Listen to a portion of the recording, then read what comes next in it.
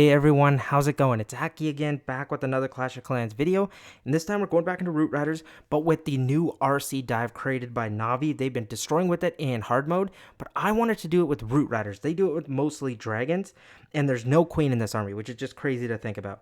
King, I'm running the Earthquake Boots and Spiky Ball. Next attack, I'll show it with the Giant Gauntlet and Rage. That's what they use, and I would also recommend, but I kind of find that's better for hard mode. This is better for regular mode in Legends League. Minion Prince is just running the classic abilities, Warden, Eternal Tome, and Rage. Sometimes time can be a problem, so the Rage gem's better. If you feel like you're doing good on time, just use both books. Roll Champion, Haste with the Electro Boots, and let's go give this attack a chance here in Legends League. Let's see, what are we going to do?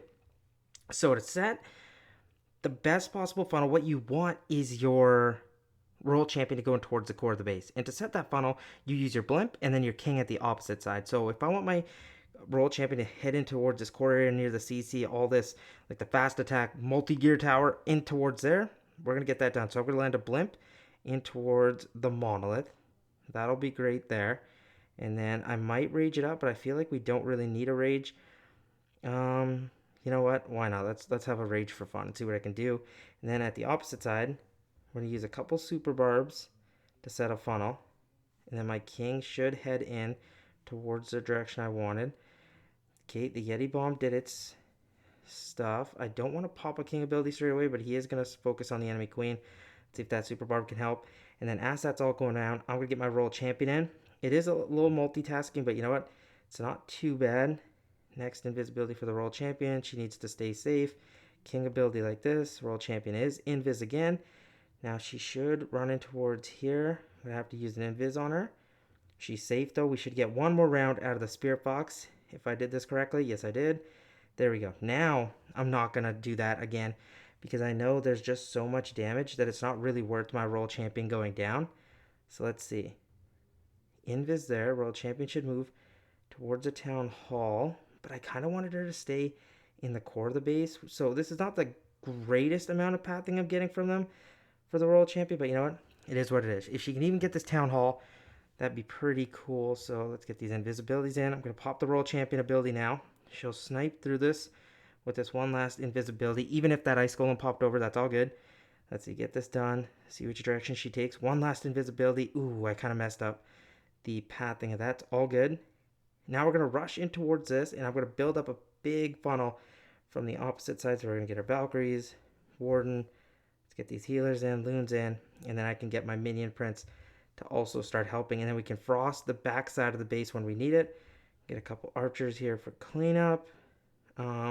Valkyries, if they run towards the outside, all good.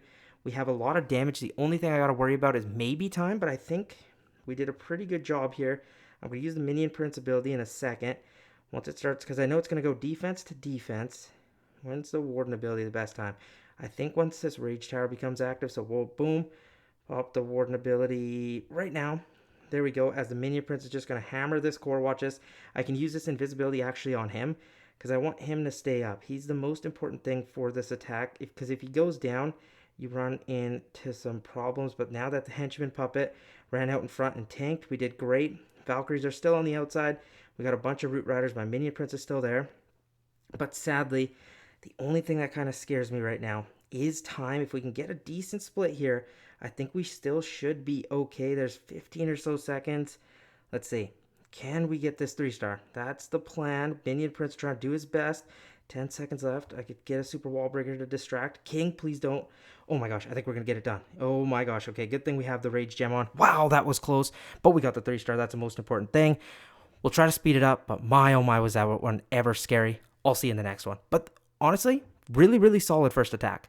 Okay, time for the next attack. Let's see if we can polish things up even more, but I think it really does have some solid potential. Okay, again, this core looks crazy, so if I can get in towards there, I'm a happy man. But should I? Okay, I'm going to avoid the Town Hall because all the heroes are there, so this opposite side looks a little bit better.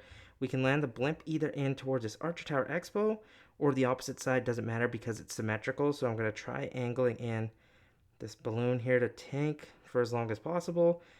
I again don't think I need a rage, so I'm actually not going to use it this time around. And then I'm going to drop my Blimp right on that expo. I'm going to go a couple super barbs like this to help us funnel, and then head and make sure our king goes in towards the direction we want. Great. Yetis are still alive. If they can take down the mortar, that's awesome. World champion down here. I'm going to let the king do his thing. That's fine. First invisibility on the world champion, just like that. Make sure the Spirit Fox doesn't take too much damage. I'm actually going to pop the king ability early this time around because he is going to tank. I'm going to need an invisibility on my world champion. Perfect. She'll take care of the minion prince, and he won't run anywhere, so this is looking good right now. I'm going to get a Valkyrie on the outside. World champion still very, very healthy. Spirit Fox also doing good. I think I can get one more round of invis from my world champ. There we go. We got it. Then I'm going to get my invisibility in, pop my world champion ability, and have her go nuts in the core of this base. Make sure these invisibilities are down because we don't have to rush anything at this point. We're doing good because we've shredded the core. Look at this. We have 5 invisibilities left. This is what I mean. This army is going to be so good because your world champion just gets so much value when you do it and place her strategically like this. The whole core is gone, and I only have a minute left to deal with this base, which is fine. I'm just going to gather up a funnel from this bottom side. Valkyries. I have a couple more invisibilities left to use. World champion almost went down, but that's okay. Next invis like this. Let's get the... Oh, forgot the healers. And Apprentice Ward and my minion and these loons. All good though. So I still have a rage left that I can use. World champion did her job. Once my minion prince goes, I'm going to fire him at the town hall. Get some more archers on the outside. Super wall breaker here. I'm going to rage everything up. Just like that. The healers can make sure everything stays healthy. Pop the warden ability. You're probably wondering why I popped the warden ability this quick. Reason being, I just didn't want any of these traps. Like, there they go. Look at them all sprung there. I knew that was going to happen, but my minion prince stays safe, which is, again, a key to this army because it helps with taking down heroes, smashes the town hall. It really reinforces the damage you need. And now look at this. If he can just take through the expo, I think he'll be able to get that ricochet cannon, but note the air defense locks onto him. And you know what? He did the job required. We still have Valkyries up. The healers are doing their job. Again, time a little bit closer than I probably would like and would even admit, but hey, if it's a 3-star, are we really mad at it? I say no, but I'm cutting it close. But hey, it's an improvement from the last attack. It's not going to be as close, I don't think, at least. But you know what? It actually might be. Yeah. Please. Are we doing it again? I can't believe it's this close. I actually do apologize. But you know what? I thought it was going to be quicker than that. But, you know, it's kind of funny because I'm just playing with this army actually in real time for the first time. I don't think I did it before. I haven't posted a video on the Root Rider version of this, but hey, another 3-star. We collect that. Let's head in to the next attack. Okay, for the next attack, the only change we're making is we're going to go to the Giant Gauntlet Rage like I promised. I forgot to do it for the last attack, but we'll do it for this one. Let's see if we can still find the same success. Let's see here. We want to go towards a core. How do I get that best done? I think blimp on this ricochet cannon area is the best way because the king sometimes gets mulched down by that. I am not again going to supply the rage.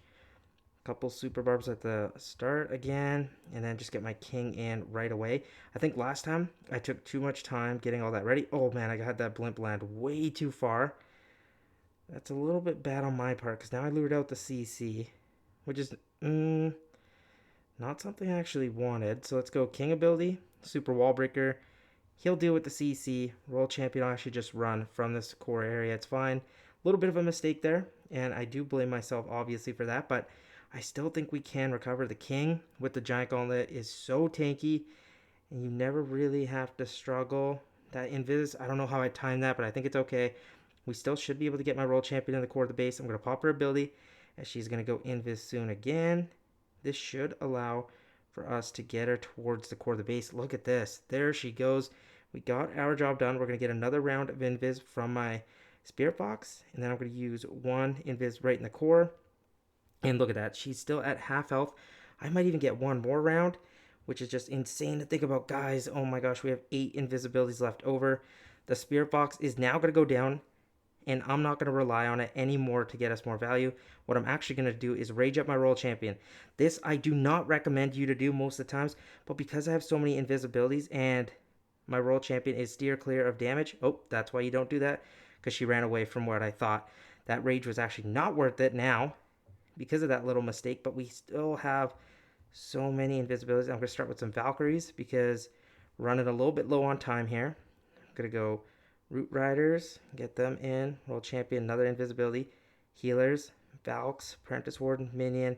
Let's get a Warden in here. 2 Loons to run out in front. I'm not going to use the Frost yet, or the Minion Prince ability, I should say. I'll use that in a second. We have a minute left in the battle. Minion Prince ability like that to slow down the Town Hall. The reason I did that, because there's clumped up damage here, I feel like it's best fit to use once we start getting a little bit closer towards all this damage. I am going to use the Warden ability because these balloons now can draw out any traps under the Warden ability. I'm going to get archers at this hero hall because I do see it staying behind a little bit. Minion Prince, I need you to go towards the core of the base. Yes, sweet. He's going to take out the Town Hall. Here comes the traps like I knew they would. Monolith's going to go down. We have Henchman Puppet there. Again, it's going to work its way down in terms of time. I don't know, though. I feel like I'm just such a big fan of how it's working that maybe that's why I'm addicted to keep using it. But I'm not going to argue that you'll struggle with time for a bit. But I feel like the army kind of dominates, though. Like, look how many Root Riders we have up. Minion Prince is going to survive. And there's 10 seconds. So, hey, a little bit of an improvement. But my, oh my, is it ever close.